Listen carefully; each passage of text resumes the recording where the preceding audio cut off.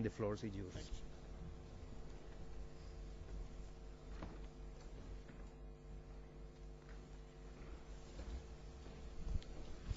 Well, good morning. It's great to be here. My topic is trends in innovation, and just two disclaimers up front. I'm going to approach this from the standpoint of industry. I'm not going to talk about cities, regions, or countries. Others are much more qualified to do that, although I will allude to that.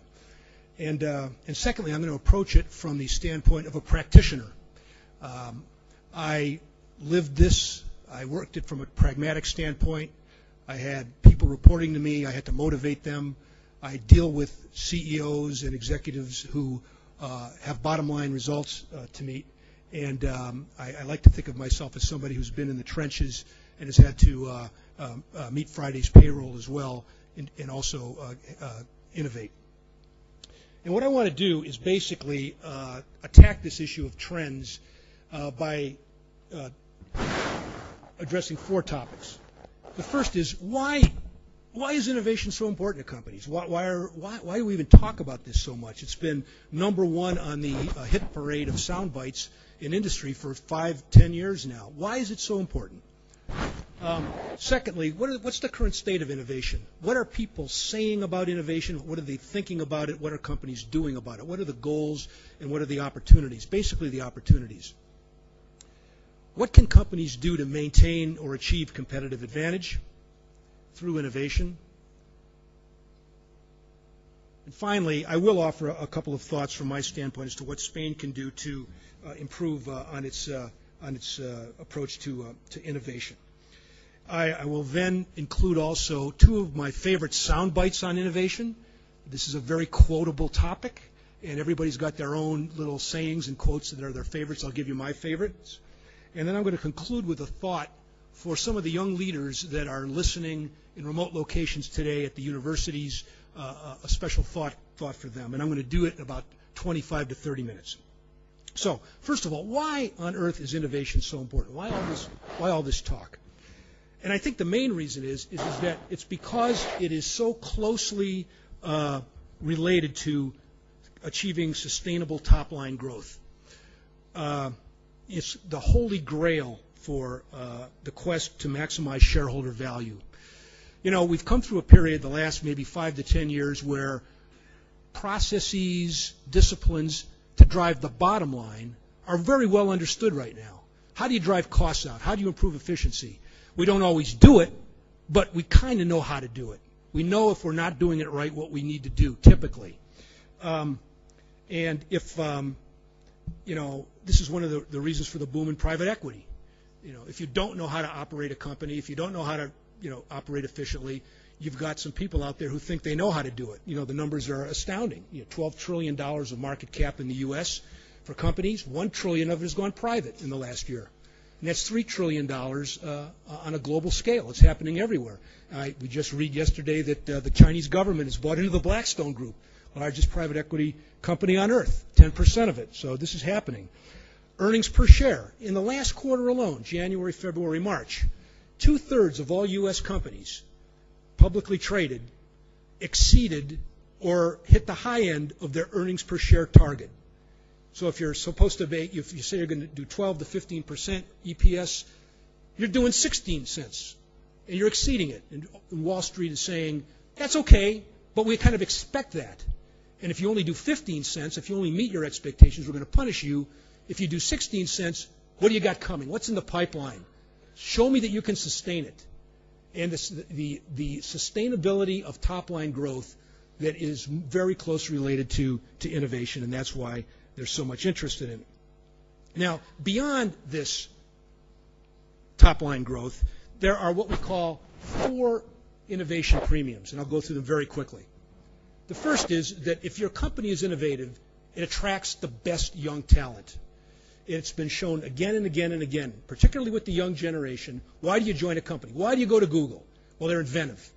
They're innovative. They're doing really cool things. I want to be a part of it. Secondly, and this is a little under-publicized fact, if you're an innovative company and word is out there that you're innovative and people know it, you get the best ideas from your suppliers. Suppliers will invest in you. They want to be associated with a winner. They want to learn from a winner.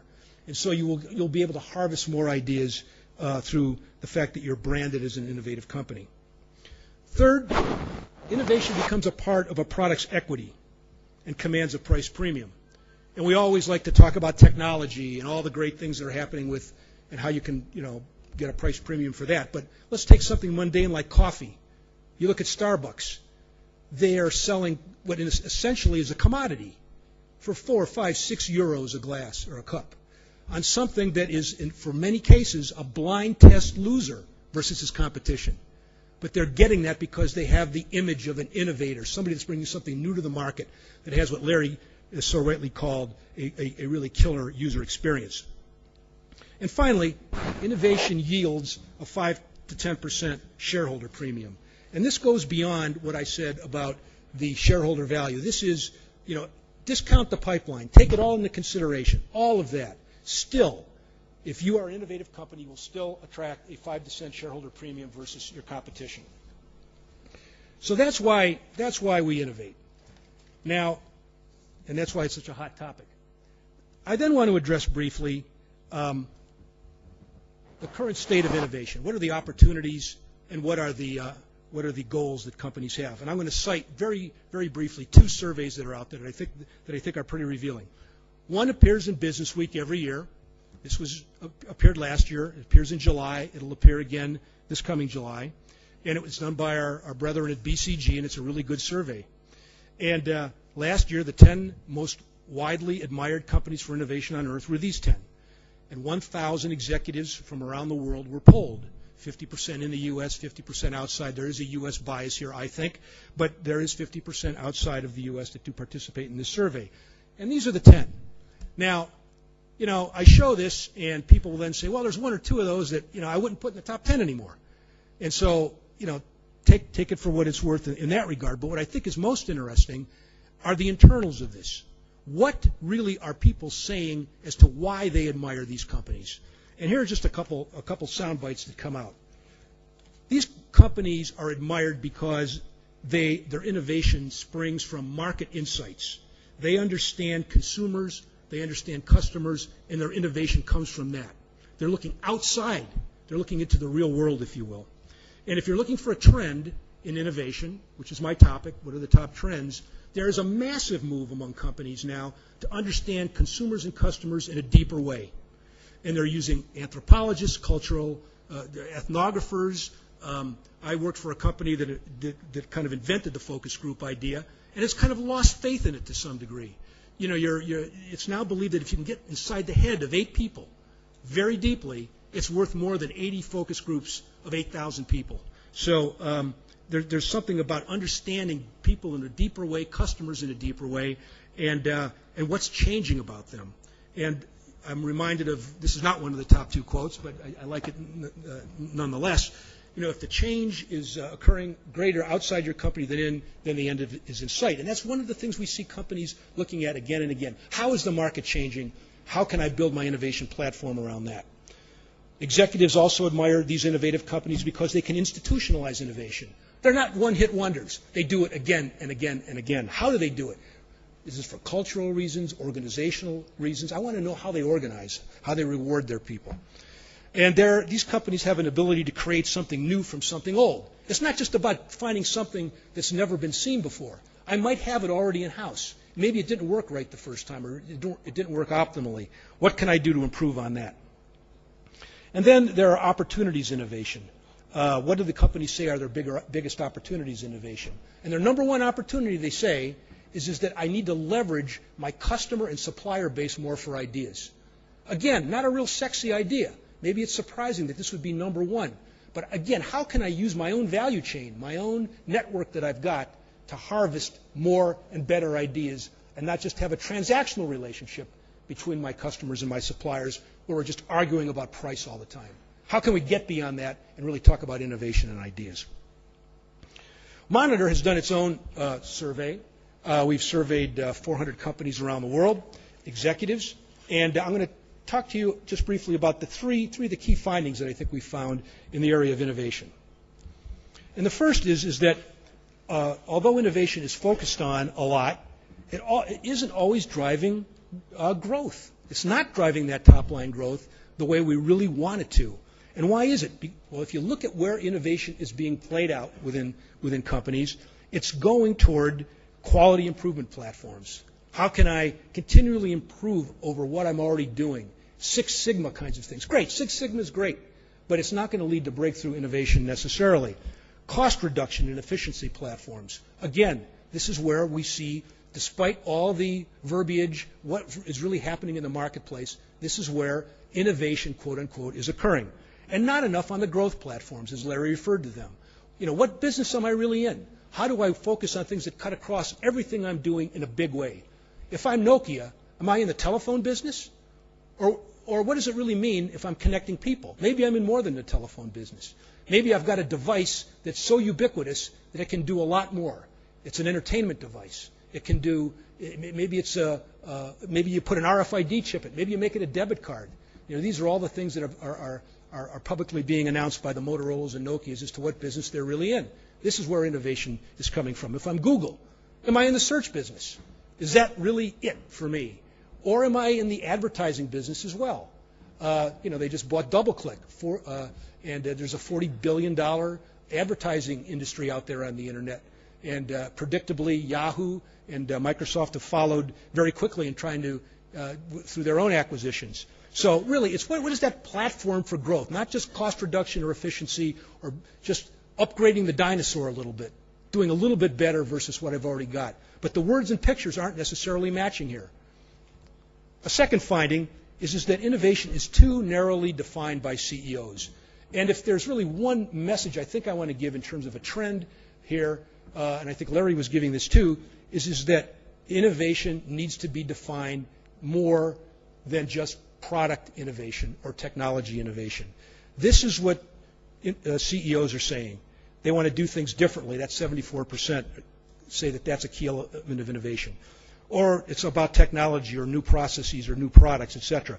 But who's doing much on what Larry says is the right-hand side of his landscape? The channel offerings, the customer interface, the consumer experience, etc. People just aren't defining that. They're limiting their vision as to how they're defining innovation, probably subconsciously, or maybe they're just not convinced. And the third learning, and I find this fascinating, that came out of this our survey was that all the upper management in companies says, you know what? Most of them say, we own innovation. I'm the guy or I'm the woman running this company, and doggone it, that's my responsibility to be the innovation leader. Or if not me, the 3 or 4 people right underneath me. And I have boards and really senior people. But you look in companies and you look at what's really happening, it's the people in the middle that the CEO says, okay, make us innovative, but don't fail. Take a risk, but don't fail.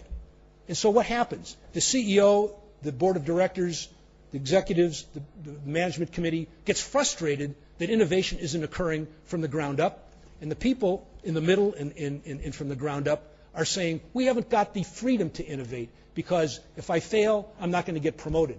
That's not the way this works around here. Don't you get it?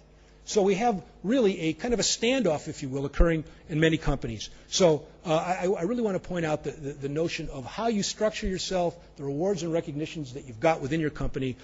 Tremendous re-examination going on within companies as to how you reward and incent people to be innovative and not just tell them to be or ask them to be. How do you make the words and the pictures match? Now, what can companies do to achieve and maintain competitive advantage through innovation? What are some of the things? And in typical consultant fashion, I've got an eye chart here that's got about 1,000 words on it, and there's 10 different things that you can do. And I'm not going to go through this. I mean, basically, you know, they can be bucketed into recommendations that deal with innovation leadership, the innovation platforms, systems, culture, and metrics. But I just want to highlight a few of these, what I think are the most important ones, and maybe the ones that don't get enough airtime, if you will, when we have discussions such as this. First is, as I said before, is define innovation broadly. It's not just technology, and it's not just products. New business development, once again, a stage gate kind of a process, usually has an R&D focus. But what are the capabilities that you have within your company that can build the core portfolio? And it could be design, marketing, branding, sales, supply chain. And I use the example, as Larry does, of Dell. They are not winning through product innovation. It's through the supply chain and how they go to market, if you will. Although there's a lot of evidence that that model is not working as well as it used to either. And they're very public about that they need to change. Apple is often cited as someone who is a company that's built great design capabilities, not winning through technological breakthroughs. Although their technological breakthroughs are in the area of miniaturization of technology, I think that may be underestimated. But the graphic design that they have on their computers, the iTunes business model, the iPhones, etc., fantastic breakthroughs in the area of go-to-market and how they in the consumer interface. Another recommendation that we would give companies is to move from just a linear kind of a mechanical approach to a stage gate approach to innovation to a high-performance innovation funnel. And what does that look like? The key is on the front end is to widen your idea source. How do I get more ideas into the pipeline? Yes, I have some ideas already, but how do I get even more? And once I get them in the pipeline, how do I speed them through my system? How do I accelerate innovation, broaden those applications, and commercialize them? The key, once again, is the front end, and the next recommendation deals with that. Look externally and leverage the innovation ecosystem for intelligence and insights to both reduce risk and cost and to accelerate innovation impact. Here's one of my two favorite quotes. Okay, I said I had two favorite quotes, and it deals with how to get to look externally and to get more ideas into the pipeline. And it's from a legendary figure in Silicon Valley. I think several of you here are from Sun Microsystems, Bill Joy. Most of the smart people work for somebody else. I don't care if you're Google, I don't care if you're General Electric, I don't care if you're whoever. Most of the smart people work for somebody else. And how do you find out what their idea is in and bring them into your company? I'm going to highlight for a minute or so P&G's approach to this, which has gotten quite a bit of publicity. It was written up in the Harvard Business Review just recently with a colleague of mine, and it's called Connect and Develop. And the idea here is P&G said to itself, we have, let's just take product innovation. Okay, here I've said let's look beyond product innovation, but let's start with product innovation. We have about 7,500 people who are tasked with product innovation. These are organic chemists, they're mathematicians, there are people that really understand science and quality products. Okay, but we estimate, and we did a kind of a little survey on this and a mind experiment, if you will, that there are at least, for every 7,500 internal employee, there's at least 200 people outside of our company who are better than these 7,500 people. They're somewhere. We don't know where they are. There may be academics. They may be working in an incubator in India. They may work for the competition. They may work for our suppliers or customers. But there's at least 200 that know at least as much on this topic. There's this specific area of expertise as these 7,500 people. So you do the math. That's 1.5 million people that are on your team, theoretically, as opposed to 7,500 people. How do you get those 1.5 million people on your team? How do you reach out and get them? And what you do is, first of all, you reach out to your supplier base and your customer base. And that's about 15,000 people for Procter Gamble. Of that 1.5 million, about 15,000 are right there that you're already working with. And what you're typically doing with them is arguing with them about price and get me something lower and get me something quicker. But you're not harvesting them for ideas. Okay? How do I have a new relationship with those 15,000 people? And then the other 1.5 million people, how do I go to a more open source approach to innovation? And you establish things like with Eli Lilly, this is the Eli Lilly incentive, where you have a web reach out, if you will, where you're reaching out to people who are experts in this field and you're paying them for their ideas. 9 Sigma is the Procter & Gamble approach, and I would ask you, if you're interested, to look at incentive.com and 9sigma.com. But I'm going to also say that part of the connect and develop, what I've talked about here is the connecting part. How do I reach out and find people outside of my company? Because most of the smart people work for somebody else. But the other word is develop.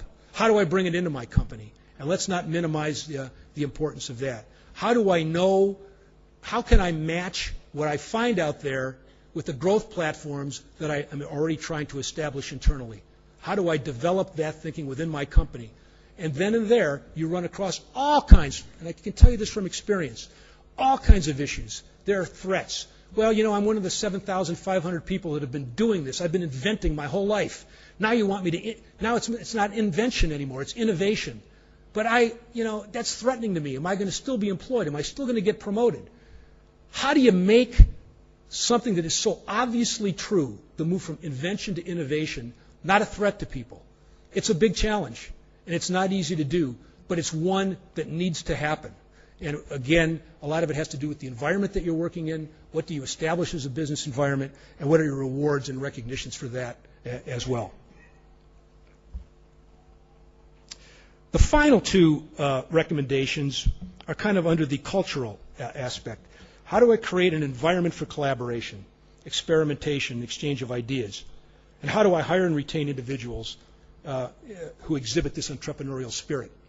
And I've kind of tried to look for the right image to say it's not always just about using your head. Sometimes using your head isn't the right thing. You need people that know how to use more than their head, that know how to use their head, heart, and their gut, the three key elements of innovation. And this may not be the right image. I don't know. Here's a guy that used his head, and it really didn't work out very well for him. But I'll tell you, people that go beyond using just the analytics and using their head, and you're looking for another trend in innovation, I would tell you to look at the design community. And this is partially from where Larry comes from as well. But companies very much are looking at designers and design thinking as people who look at the big picture, who look at context, who know how to synthesize, and aren't just looking at isolated facts. P&G's moved a lot to this.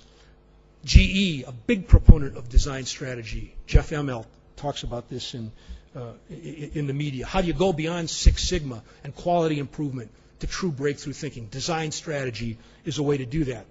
And one of the guys who, with Larry, who's on the short list in the world of understanding what design strategy is all about, is a fellow named Roger Martin, who you may have heard of. He's now at the Dean of the Business School at the University of Toronto, and is a brilliant thinker in the area of design. And he says, when it comes to innovation, designers are really cool, but they differ a little bit from business people. And here's how I would say it. There's a couple different ways that I've seen that people approach innovation. There are the people that want reliability. They want predictability.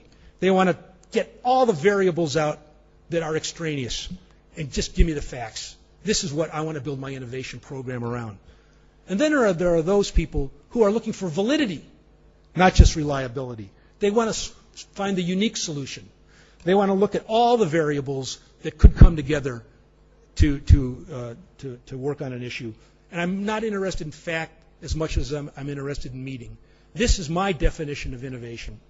And if you look at the business people, Roger would say that they kind of do a little bell curve on the left-hand side of the grid, and the designers are kind of on the right-hand side. And what we're really looking for are people, young talent, who can live on both sides, who are good with the head, but also with the heart and with the gut, and can see things in a wider context, if you will. Now, this is just a final thought on what can Spain do to improve innovation, Madrid, etc. Where does all this lead to us in that regard?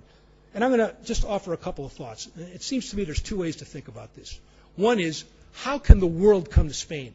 How can Spain attract the world in the area of innovation? And the other is, if I'm a Spanish company, and I'm in either a Spanish startup or I'm in a multinational, I'm sitting in this room or I'm listening, what can I do to innovate throughout the world? So, briefly, how can Spain prepare itself to make its environment right for innovation? The first is, and Pedro will talk about this later this afternoon, is to encourage innovation clusters. This is a very powerful idea. We looked at the example, for example, of Houston, Texas, which has an energy cluster. And the conventional way to look at this would be, how can I attract a big energy driller, somebody that's looking for new sources of energy and gas and oil? These are the people that I want to relocate to my area, to my geography, to my city. And that would be great. I mean, that would be really great if ExxonMobil were to relocate to Madrid or to Barcelona or to Rome or whatever. But there's a whole other side to the ecosystem of a cluster that goes beyond the big marquee names, the big ones that you want to attract. And it's all the downstream parts of this. In this cluster, it's the oil transportation people, the traders, the refiners, the distribution, the marketing, the retail marketing, all of the off-field services as well. And then in the yellow down below, the institutions, academic, training, etc. A fantastic cluster has emerged in Houston. And what's fascinating about Houston is that there's no more gas or oil drilling occurring anywhere near Houston. And it's the biggest cluster in the world for energy because of the ecosystem that was set up there many years ago and is being exploited throughout the world from this innovation cluster in Houston. You know, we could look at Philadelphia and New Jersey for pharmacy. We could look at Munich for auto industry. We can look at London for financial services. Singapore, I know we're going to hear about Singapore and China, etc. But it's how do you establish this ecosystem, this cluster, where it feeds off of each other. And I won't spend a lot of time on this, but the notion would be, and this is available, we can get you copies of it, is the business environment is largely dictated in the area of innovation, or it's encouraged by what we call the diamond. And how can we have the right inputs in the area in Spain? It's all about education. How do we find the right worker pool? How do we build that worker pool? Clusters. How do we form clusters in this region? Customers. Do the local customers here in a cluster have special needs and encourage innovation? Is feedback encouraged? Competitors. Competition is good for clusters. How can we get more people in here and not just have one or two big names or downstream people? And then, of course, in government, are state regulations appropriate? Is government responsiveness high? What are the priorities for government, et cetera, in this? And, of course, institutions, university-based, a huge part of this. And then if I am a Spanish company, the second part of this is how do I think about innovation outside of Spain? How can I become more innovative? And I think, Michael Porter's been quoted, and he says something that's pretty provocative. It's companies, not regions or nations, that compete, and competitive industries are clustered. And I think if I were an executive in Spain, I would look at these 10 recommendations, and I would note the ones that particularly relate to looking outside, because not all the smart people work for me. They're to be found elsewhere. But I would also ask you to think about leadership here. And this is going to be a tough one to translate, but I feel very strongly about it. And I feel that it's not being adequately addressed in the literature that I read about innovation and the people that I talk to about innovation. And it's called cognitive dissonance. And I have no idea if anybody here knows what that is.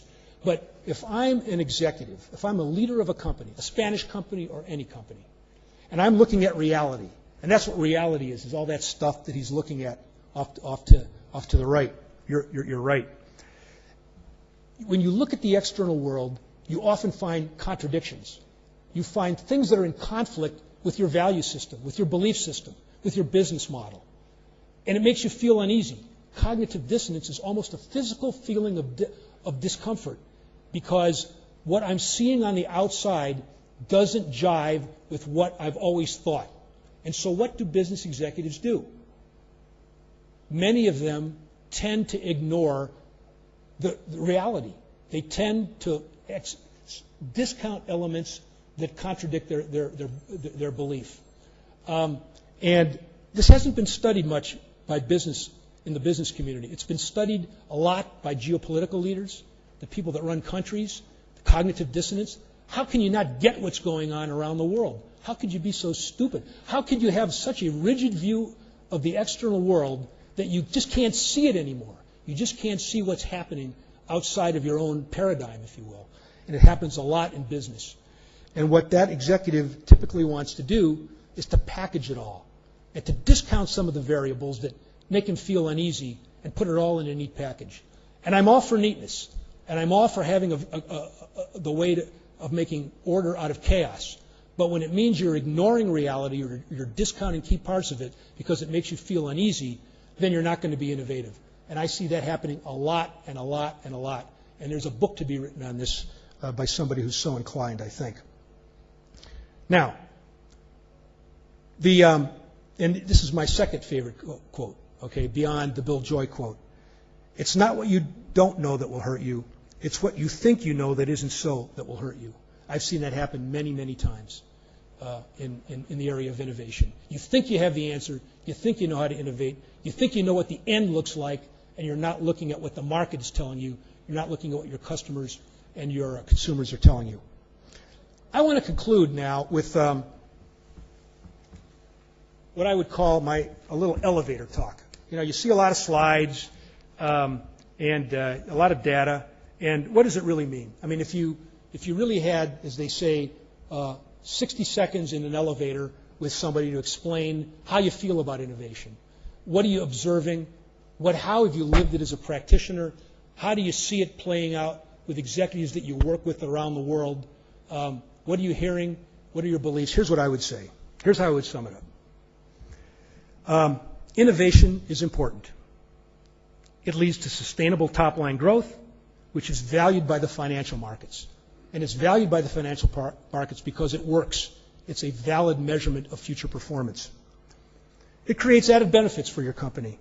It helps you attract the best young talent. It makes you get better ideas, harvest better ideas from your suppliers and customers. And it can lead to a price premium and margin improvement through innovation. Companies have goals to improving innovation. And what seems to be out there in the zeitgeist right now, what people are saying is that they want to understand their markets better. They want that to be the key to drive innovation. They want to create something new from something old, but they also want to find more new ideas externally. How do I get more ideas into the pipeline? And they want to be able to repeat it. They want to be able to do it again and again and again. But these companies have challenges. They have profound challenges. They don't know how to manage risk. They're uneasy about managing risk. They're slow. They want to put more speed in their innovation process, but they don't know how to do it. And they want to organize. They have profound organizational issues in the area of innovation. It's maybe unenlightened leadership in some cases. It may be people that are timid within the organization and don't feel that they're empowered to step up and take the risk. What can be done in the area of innovation? The main thing that can be done, I really believe, is to define innovation more holistically. Go beyond product, go beyond technology, and look at the wider area of innovation.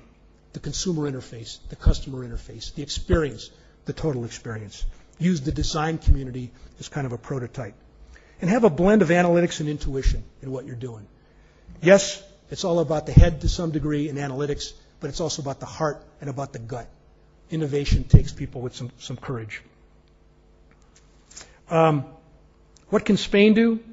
Spain as a country, I think, can look to establish clusters and do it by creating the right business environment for its companies. And what can Spanish leaders do of Spanish companies? They should look externally.